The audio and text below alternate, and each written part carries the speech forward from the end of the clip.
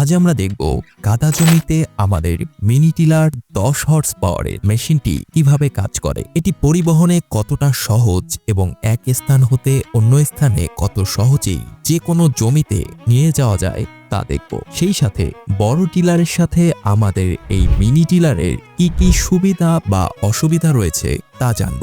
আমাদের 10 হর্স পাওয়ারের mini টিলারটি self started একটি ইঞ্জিন। চাবি দিয়েই এই 10 হর্সের মিনি টিলারটি স্টার্ট করা যায়। সেই সাথে শুকনো কিংবা কাদা জমিতে চমৎকার চাষের জন্য বিখ্যাত আমাদের এই 10 হর্সের মিনি টিলারটি নিয়ে আমরা কাদো জমিতে চাষ দিয়ে দেখেছিলাম। এর ফলাফল অন্যান্য বড় টিলারের তুলনায় কোনো অংশেই কম নয়, বরং এটি পরিবহনে সহজ হওয়ায় যে কোনো জমিতে খুব সহজেই যে কোনো বয়সের মানুষ চালিয়ে নিয়ে যেতে পারছিল।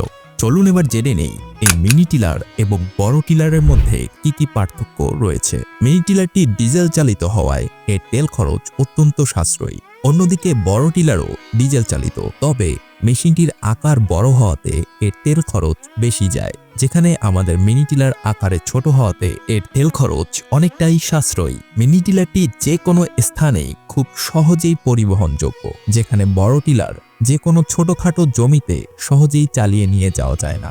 মিনি টিলারটি চালানো অত্যন্ত সহজ, যে কোনো বয়সের মানুষ এই